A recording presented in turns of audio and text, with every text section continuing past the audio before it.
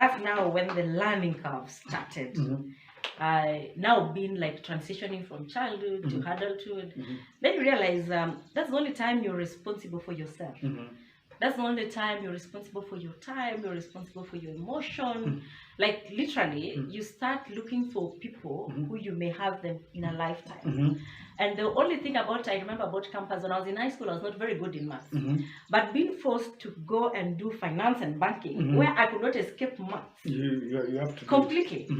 And I remember one day, I just had to learn some few things in maths because there was a common course that we used to do.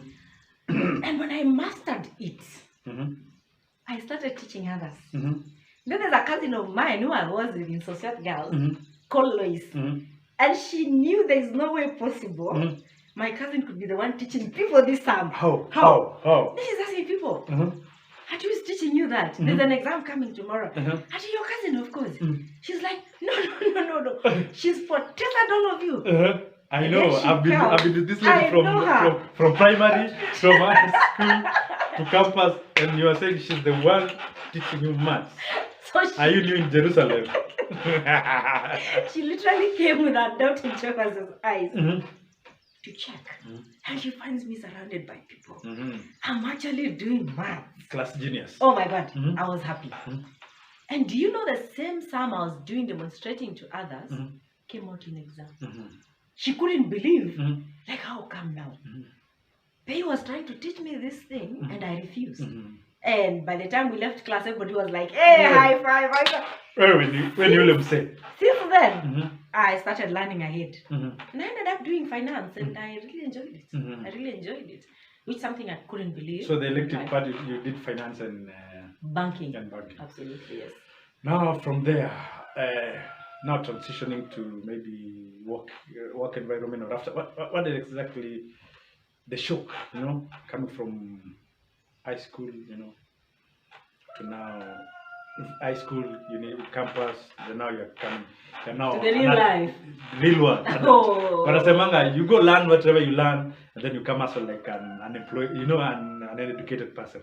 How was it now, the transition? What's the shock and all that? My God, the earth is hard. Whoever said the earth is hard, he really meant it. Leaving school, leaving campus, you feel like, let me add an additional paper. Let me do masters, and then maybe I can become, among the guys who are more qualified. You grab another paper, only to realize, oh my God, what you are thinking out there is not the real scenario. Because there are no jobs. And if there are jobs, they are for the selected few. And then you're told, you're just imagining now, when I get that job, maybe I will start with a salary of around 50,000. Hey, I'm landed, niko huko juu. My friend. Mimi nimesoma. Unaambiwa unaanziwa 15,000 and you're like, take it or leave it. I'm a graduate. Take it or leave it. That's what is killing the youth out here. We put so much expectations. What did you advise somebody to take that job, whatever the little money attachment, they say in Kenya, sometimes you are paid through chaya saine. No mshahara, just come do your job, kitu utapewa chaya. Na hata hakuna accompaniment, unapewa hiyo na unatuma tena kununua mandazi. Ya watu tena. You are the young one. Ule mzee amekaa hapo, kijana wangu, msichana wangu, enda kwa ile duka na kujia mandazi. So my question is, what do you advise? Maybe you to take that job or to wait for the job they are qualified for, well paying, you are coming from campus. So hakuna kitu kama hiyo. Like, if you have something you can do, even if it doesn't pay you, learning is a process. Like even being given that opportunity to sit in that office and learn, just take that damn job and learn out of it. Learn from the people who are in that employment. And then you see, what our youth usually do is, they're calling me for a job worth 30,000. What can I do with 30,000 in Nairobi? There's somebody who is looking for 10,000. So what I encourage people is go for it. Go for that job. Learn from that job. And you see, by the time your colleagues or your friends are tamaking for another 2 years, you'll be step ahead because you'd have added extra work experience. You see? So don't be choosy. Take What about the job. what about if maybe you are an accountant, a qualified accountant, then unaitwa job ya sales? Of sales? I don't see any problem with going for it. Because you see, by the end of it, you interact with people. Maybe through that interaction through sales, you may get somebody who you don't interact with people. Chances are you might find somebody somewhere. Then you tell them, you see, I'm doing sales, but I'm more qualified in doing accounting. You create networks out there. Because you see, you've been given a channel by this particular organization to go out there and create it. Yeah, also, I'm also take the job because also you learn, you network from the job. Therefore, yes. You know, the opportunity can come up. Yeah, we need somebody from finance, and I believe most organizations recruit internally. Yes. You see, you know, there's this guy. You have like a function in HR. They will say, you know, you connect this guy to the opportunity, the faculty that is just a license in finance and then accounting and all that. So I'm also that take the job. Also, you tend to learn the whole organization operates. You know, when you are out there, you don't know even kazi inafanywanga aje. How do people even function? The workflow, you know, and all that until you go there. So I'm also for that. You know, take that job and try. You have to start somewhere. Start somewhere.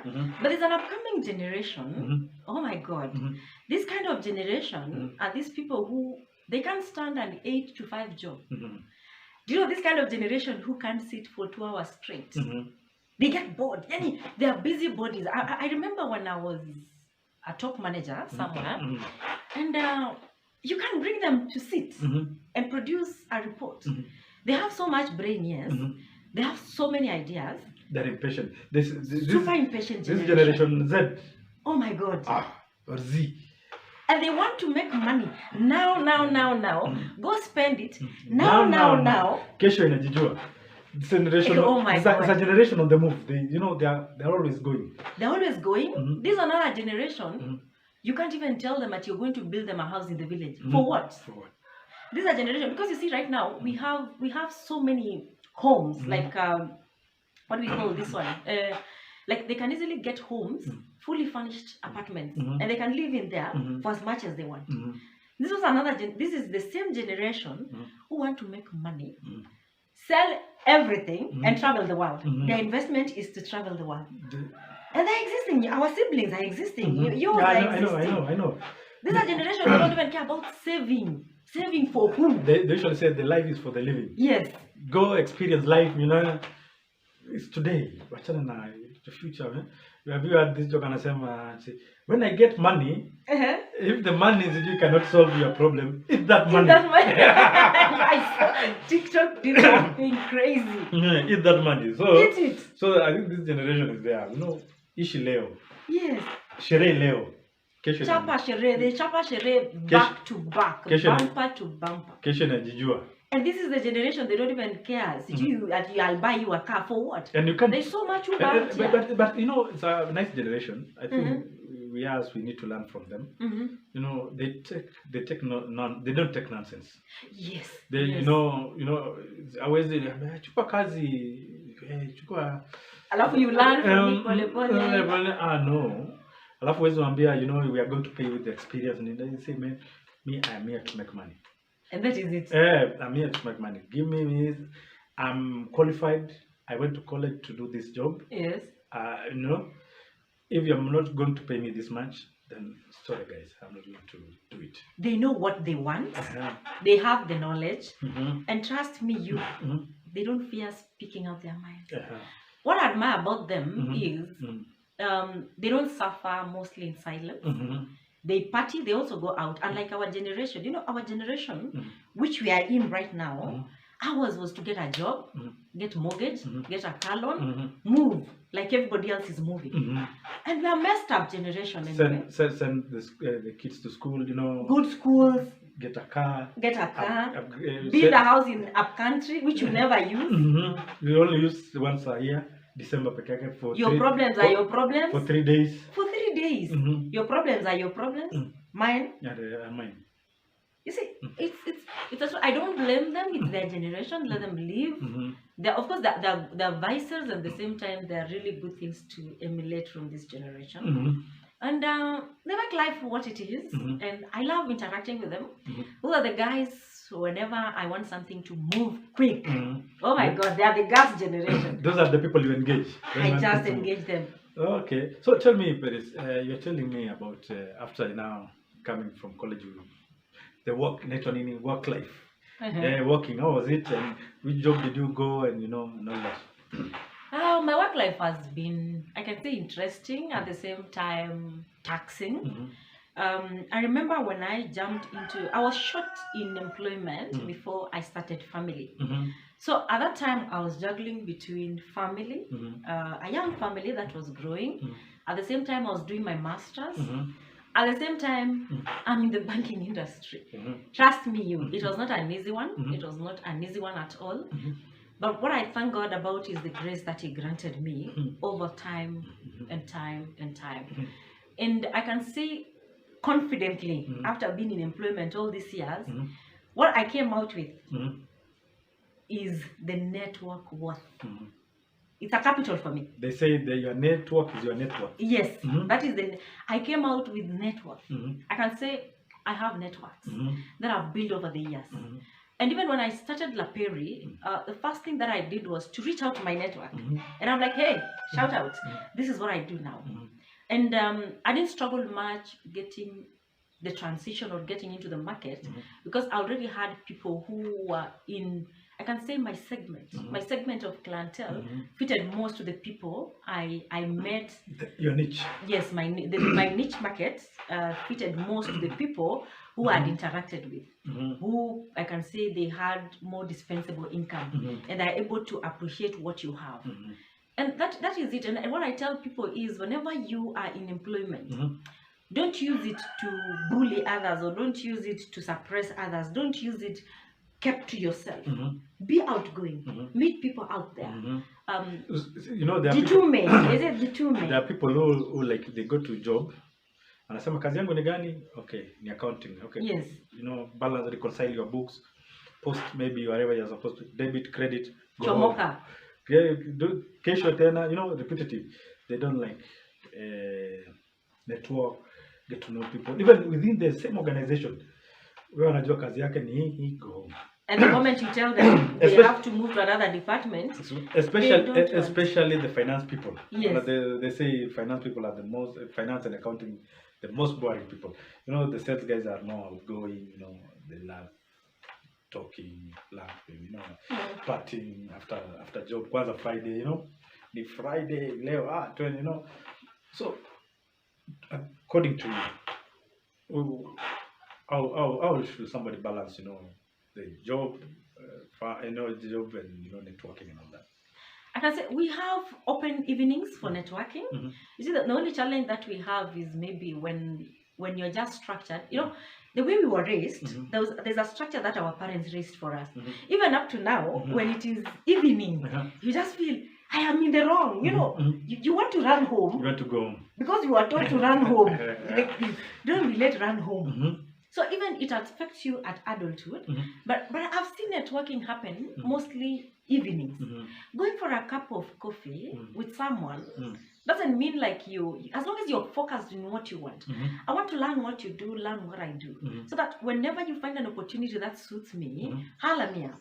When I find that suits you, I know I have you in mind. How would people know that this is what you do if you don't speak about it?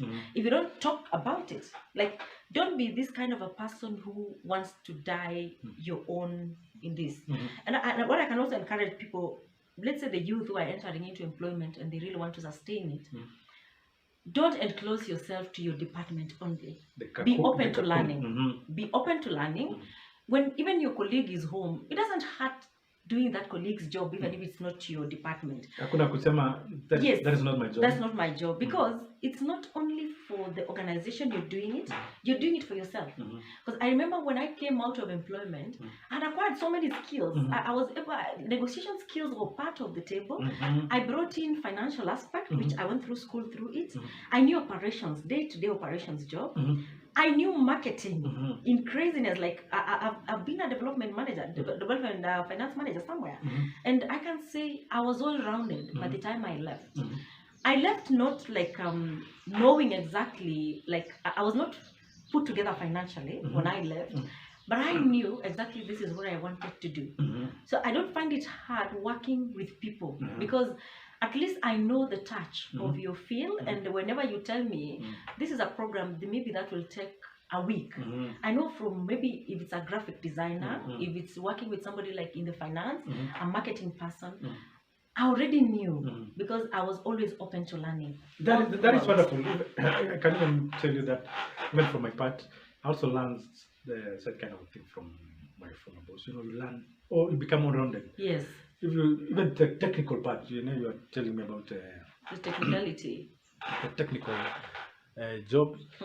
You're telling me about how you can you learn the graphic designs and all that. Just as a person should be also, you know, you should learn everything. You should be able to learn how sales works. You know, yes. That is the main part of the job. Yes. You should learn all the finance. You should learn the operations and all that. And you know, it's a wonderful thing. Yes, it is. It is, and people should just know it's for them, not for that organization. Excuse me. Maybe you tell me the jobs you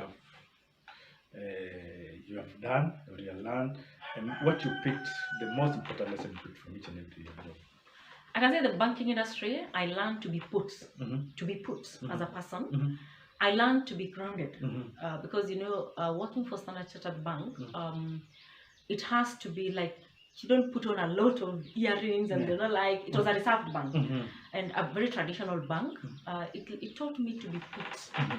And it taught me also discipline as a person, that I need to be here. Time management is what I learned from the banking industry. And then going to, there's also a part that I was in the IT. That is where I learned technical know-how, the aspect of technical issues and the likes. So, and I had router, you know, how your internet arrives to your house. To my own house, and even telecommuting. But then I had telecommuting then. And I had a very wonderful boss who is also my second mentor after Mr. Yoga. His name was Dennis Wambugu. And Dennis Wambugu is this pusher. You know this guy. I know. You know Dennis. You've interacted with him. I know Dennis. Dennis Wambugu is the boss who taught me how to push that door until it opens. Dennis also taught me to be like, if you want to be a boss, if you want to be a manager, act like one. You don't have to need, you don't need a crowd to be a manager. Start managing yourself. Manage yourself so that others can even... Your time. Yes, manage your time. Manage even how you speak to people. Manage your work schedules. Manage it. If you want to be a manager, work on it to be a manager. Dress like a manager. Talk like a manager. Talk like a CEO if you want to be one. It doesn't start overnight, but practice over time. That is the confidence he gave me. And then I went to real estate. What I learned is the investment bit of it. And then also the fact that I was reporting to a board at that top management. It taught me to work under pressure. Extremes. I learned working under pressure and producing quality documents. I learned a lot about research. Do research in everything that you want to bring to the table. That is when my habit of reading, I'm a reader. I read a lot. I read a lot. And also I read business books. I read biographies. What are you reading currently? Currently, this is the book I'm reading. This is what I'm reading currently. Wow. Yes. Yeah. You guys, Branson, eh? Volumes, I read volumes and volumes of books. But this is credited to my chairman, Mr. Isaac Kiragu. Kiragu used to buy books for the office. And he tells you, read that book. And the moment he meets you at the boardroom, the moment before you start the board meeting, he asks you first, did you read that book? What did you pick from that book? He said, you can't lie to our old chairman. It gave me that sleepless night to finish a book. We are talking about reading. Yes. So what you say what you are reading currently is Richard Branson. This is the book I'm reading currently, Richard Branson.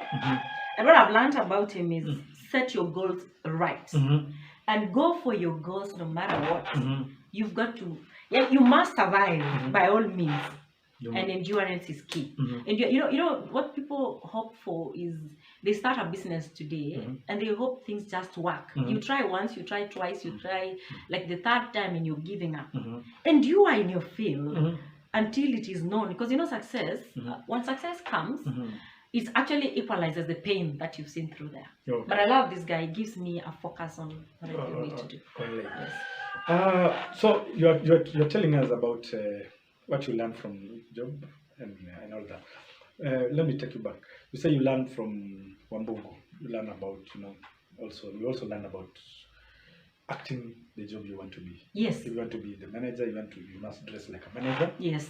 Act like a manager. Talk like a manager. Walk like a manager. I used to say, you just don't work carelessly and you expect to give authority. It's not possible.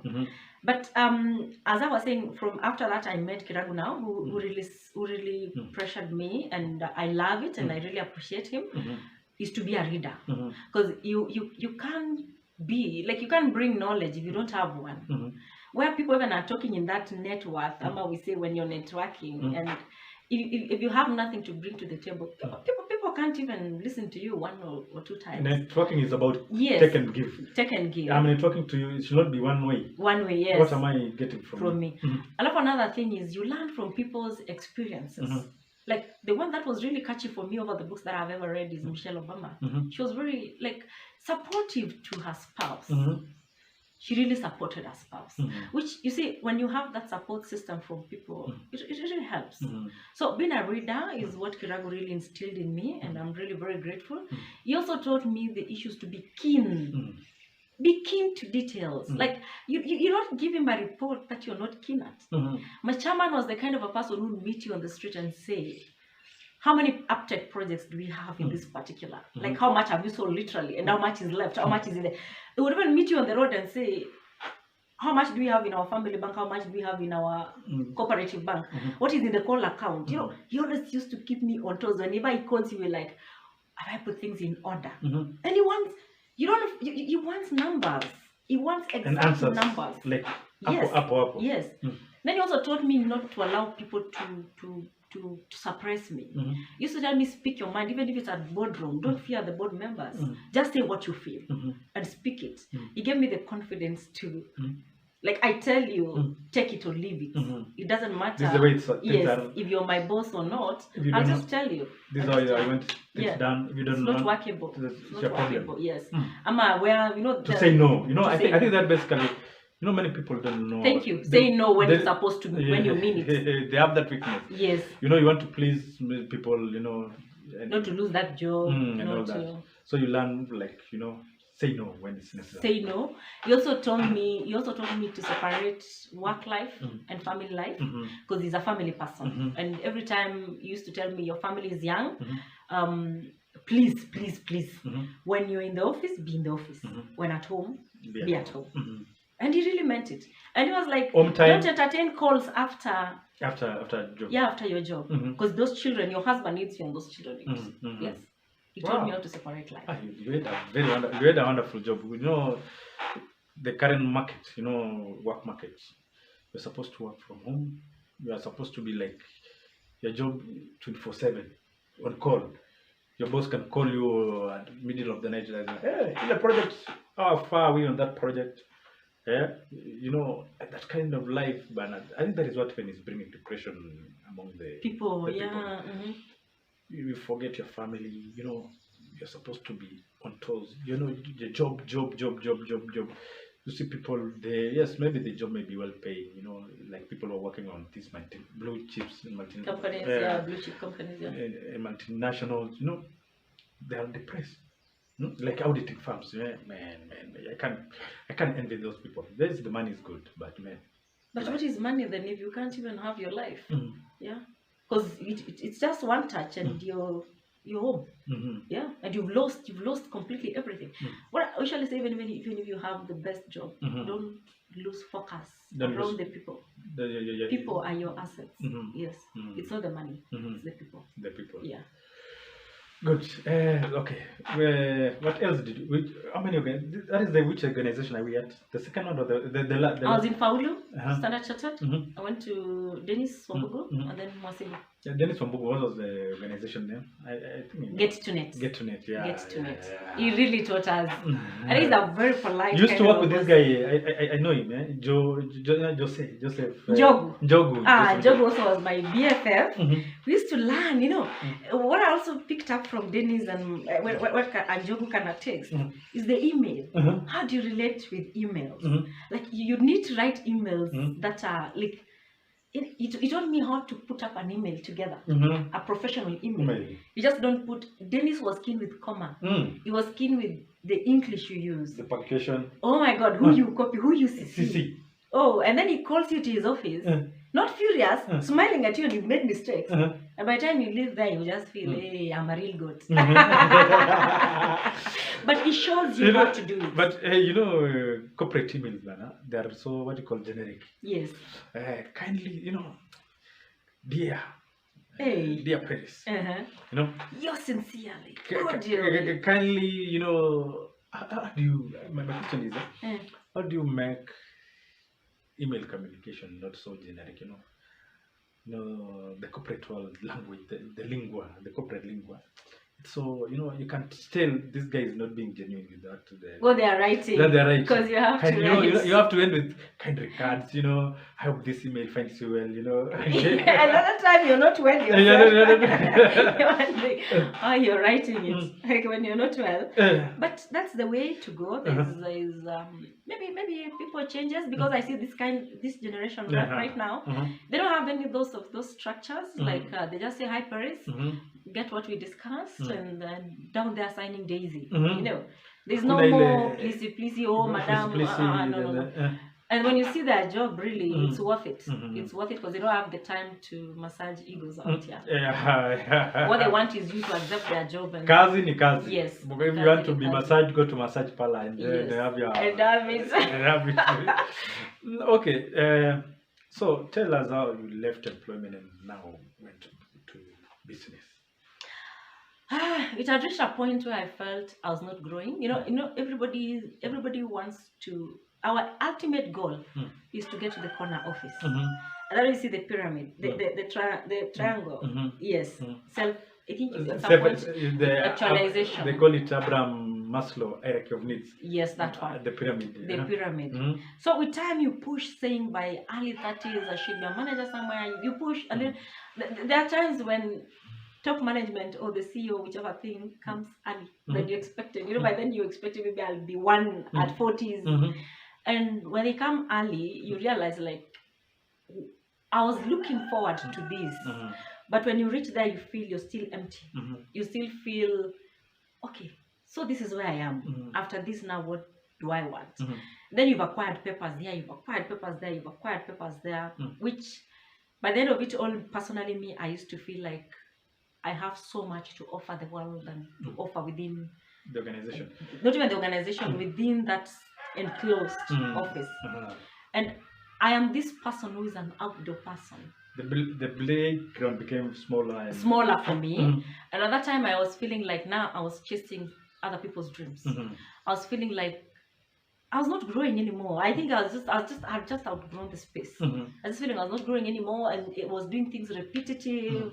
Things were just the normal thing. I'm this kind of a person who is so out there. I want to learn out there. I want to sleep by the end of the day feeling I've achieved something. I've met someone. I've networked here. I have made this, But being now enclosed to, mine even was not 8 to 5. There are even times I would leave the office at midnight because of meetings that used to come. And the other time also I was feeling like I was not giving enough to my family. I was not giving enough to my husband. I was not giving enough to my children. Another time I was like, where I've reached? No. I needed to try out something. And it was not an easy thing. Waking up one day and without any salary and you're like, I'm ready to try. It was crazy for me. Even the moment, even after I'd left, I was still wondering if I had made the right decision. The balance, the self-actualization and, chasing the dream of who you want to be and the money. Yes. It's a tricky one, eh? It's a tricky one because you're wondering, the money. At the end of the day, you want the money. Yes. But you want also freedom. You want the freedom. You want to chase your dream. You want to be out there. You want to try new things. Yes. But mine was funny. How was your first maybe 3 months? Of employment. You are used to receiving salary each and every month. Salary, allowances. Allowances. There was money, traveling, traveling KQ, going places, flying, five-star hotels. Now you are self-employed. You must account. You must account for each and every cent. Money is not coming. Now you are spending, maybe building your dream. How was the shock? Oh my God. First, before I left employment, I met another mentor of mine. Her name is Kathy. And I talked to Kathy and I was like, I think I've reached a point where I can't continue anymore. And she told me, girlfriend, set the dates. I'm like, a date for what? Set your date for resignation. Because it had become too much for me. And I told her, am I ready? But over time, I knew exactly what I wanted to do. I knew what the world was waiting for, the world that was waiting for me out there. And every time I used to beat myself so hard, like I wish I had achieved in the next 2 months, I wish I had achieved. But I was tied to this, the norm of being in employment. And of course, there were so many things that triggered to pushing me even further to go. And the moment I left, my God, I felt like I was born afresh. I felt rebirth actually. And for 2 good days, I couldn't leave the house. I just wanted, like literally, I'm not waking up to go anywhere today. Like no report is following me today. And me, I was reporting to so many bosses. Like when you're late, it was really crazy. I took 2 days to jipigia mwili pole and I felt a rebirth. And after that, I'd hit the road like crazy. I'd hit the road because by then I knew I wanted to transition to the fashion industry, but now having like not limited resource, I had a very limited resource to go to it. I felt like, why can't I offer the expertise that I have? Because I developed quite a number of policies where I was. I was like, why can't I use myself, like my expertise, and offer it out there to make money, and then I go to the dream. So La Peri was not the immediate thing after I left employment.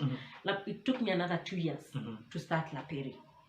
But you see, I was using this other one as a stepping stone to what I wanted. What were you doing? I was doing trainings. I was doing trainings. I was doing corporate and individual trainings on financial literacy.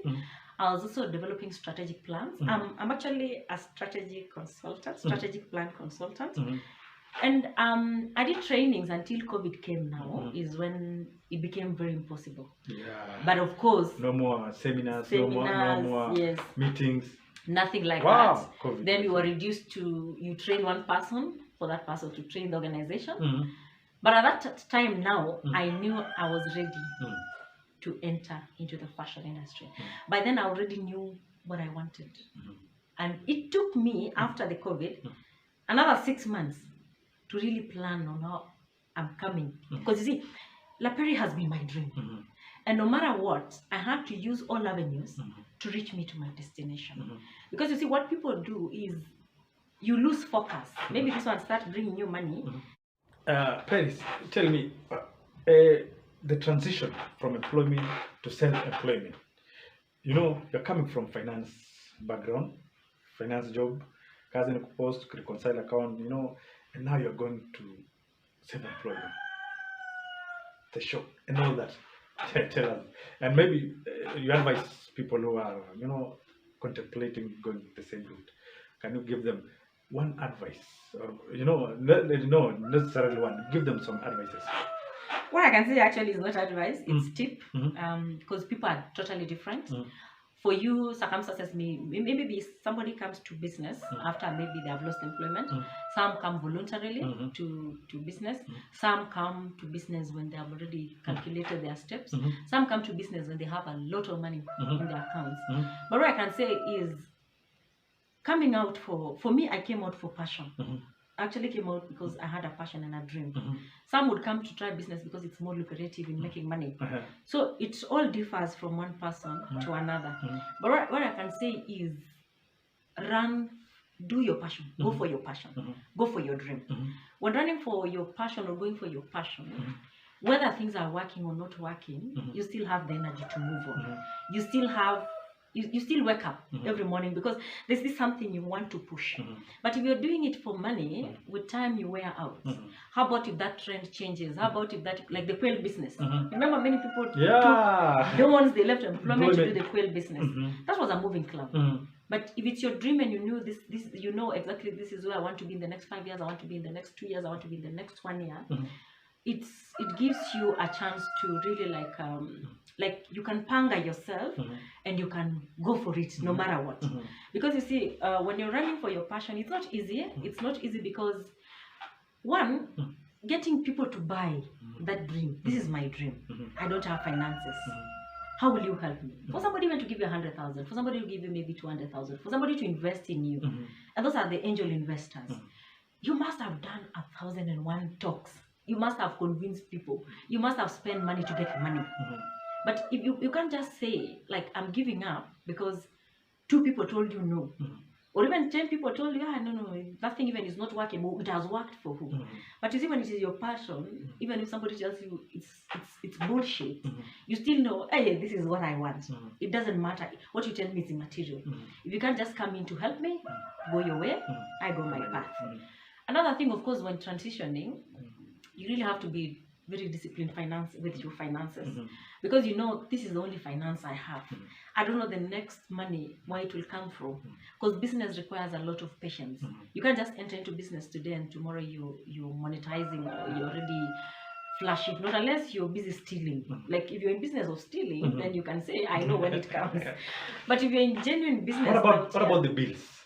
The bills, no bills. We are coming out of employment. Which money, before the business peaks, some people advise that, before coming out of employment to start your own business, you should have this kind of money. You should have, lipa nyumba miezi ngapi, pay for the rent for this month, How do you manage the bills, at the same time, the same time you have to, the new business needs input. It needs money. How do you balance that? Of course, it will be wiser if you leave employment when you already have things in check, or you even try that business and see it's workable. But you see, even you can still pay those bills for 6 months, and then you leave employment to a business you don't even know when it's gonna pick. Me, what I can say is live within the means at that time. Of course, there will be so many things that you will cut on. You will cut on so many costs, by the way, where you ask yourself, is it worth putting fuel in this car to drive, or is it worth like taking a matatu and save, or a boda? Boda when is expensive, maybe matatu to town, and then though it's time consuming, but you really weigh on opportunities, and there are things that you'll cut on. Of course, you'll have to pay. I'll also say when one partner is in employment, it works. It works because now you have an ample time to see that business grows. And putting in more effort, the way I was telling you, money requires, like to get other money, you require to use money, which sometimes it's not there. So talking to people, the net worth now is more important, whereby now you loop in people to support that dream. It's not been an easy journey, but... what are the sources of starting capital? Because, these are new business, maybe you will not be able to access bank loans and all that. What are the other options for how to get source funding? I can say the first thing, even before money. You know what people always believe is, for them to start business, they must have money. You can have money, but you don't have passion. You don't have an idea. I can say business is the idea first. Which idea do you have you're selling to the market? What are you bringing to the market that is more special than what others are offering? So you see, you must have the idea, and then of course draw a business plan. A business plan is key because it's a checkline for what you're doing. And then apart from that, the way people say you do profile, you can have a very flowery profile. You can have one of the best, maybe what we call websites, but you're doing nothing. There are people who are making money out here without even websites. Of course, it's good to have a website, but be gradual. You can't put everything together at once. And also, you will be a jack of all trade first. You will be the manager, you'll be the accountant, you'll be the messenger, you'll be the driver, you'll be so many things. You'll wear so many shoes. to cut on costs. That's why I was saying, when you're in employment, pick as much knowledge as you can, so that when you come to transition out here, you only hire people on need basis. And then don't rush to have a bigger space, or don't rush to buy things. Go gradually. That's why when you have a strategic plan in place, a strategic plan doesn't have to be complicated. It's just saying, these are my short-term goals, these are my long-term goals. How do I achieve them in terms of finances, in terms of customer, and in terms of what? Operations. It's simple. Just putting something simple in writing. And then now we identify your clientele. What is your niche market? Like, who are these people when I go to? They're likely to buy my products. So that you also, like, what I can also say is, in terms of those finances, banks will give you loans. Nonetheless, it's otherwise. It's really hard. But have, write something, like, what do I say now?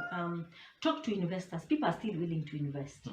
That's why if you have a very viable idea, talk to people to bring in investment, in terms of, and investment is not just only money. Some will give you monetary, some will give you advice, some will give you their own expertise, network, and others will bring in their network to you. So when you first have a like, viable idea, ukitaka kupata hiyo pigia ule jamaa, yes, that is, yes. So those are the investors that come.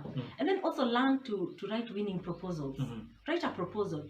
Drop as many proposals as you can, but not like I can't say like uamke tu and then you go and then you're like, hey, this is my proposal. No, strategically. Of course, send your proposals strategically. You never know who will buy. As long as it's something viable and people can buy, they will buy. But of course, you have to be willing now to tell those people, this is where we are. They are counting. Even when you buy, you see in business, like even lunch, if you even buy water, it has to be accounted for. Of course. If I'm buying coffee to meet a client, it must actualize. Like, I've come, like I'm meeting this client, I'm networking with this client. What is he bringing?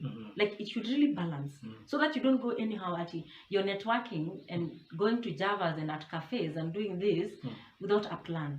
Because you see, for me, the market that I'm in, I'll have to meet clients in a very high-end place. So I must have that money to buy that coffee. I must have that money to buy that lunch.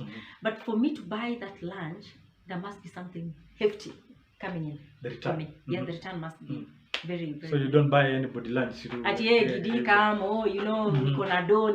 No, you become extra disciplined in finances, because there are sometimes when you weigh, should I sit in the house and work from home, or should I go and meet the client out there?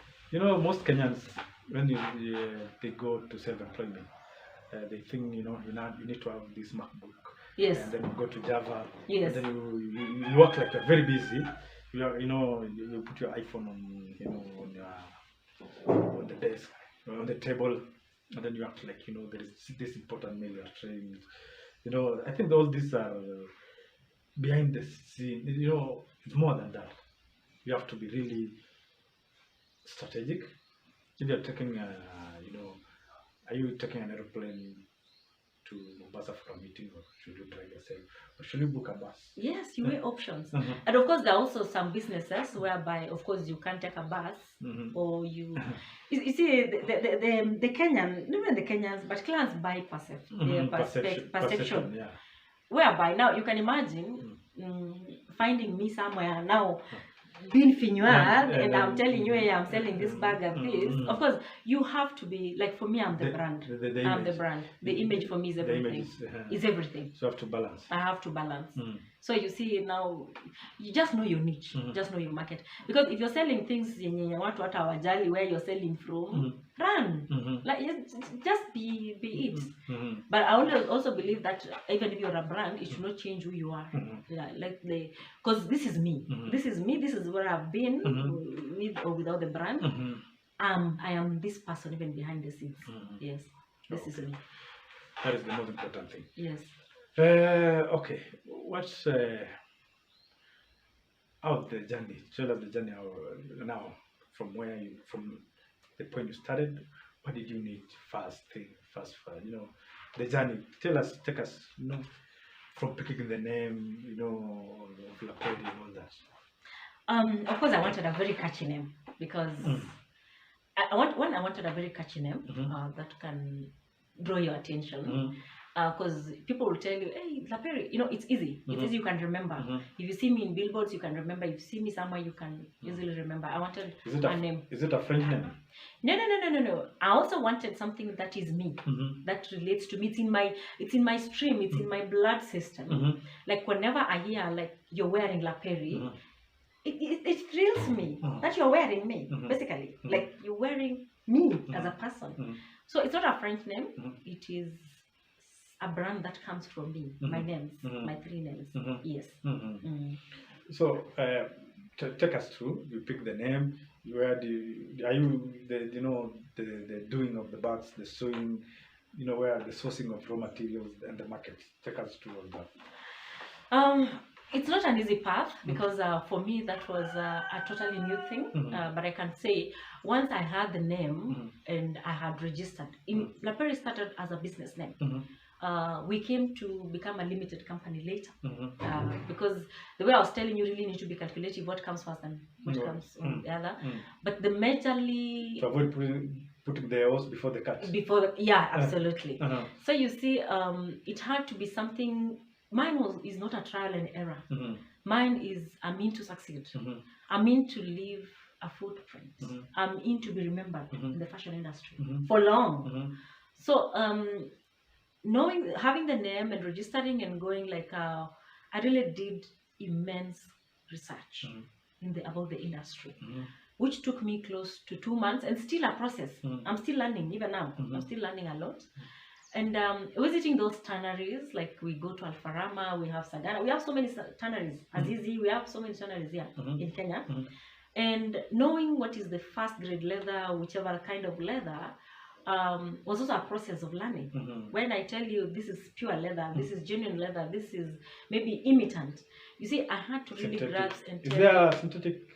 Of course, there are so many in the market, and if you don't know, they're not keen. You're not. Yes. Discover, huh? And most people carry these things called Rexine, and they say it's leather. You know, it's not leather. Leather is different from whatever you see out there, but we all know, most of us, because of ignorance, you say it's leather. Leather is totally different. And even you can leather comes with a lot of luxury.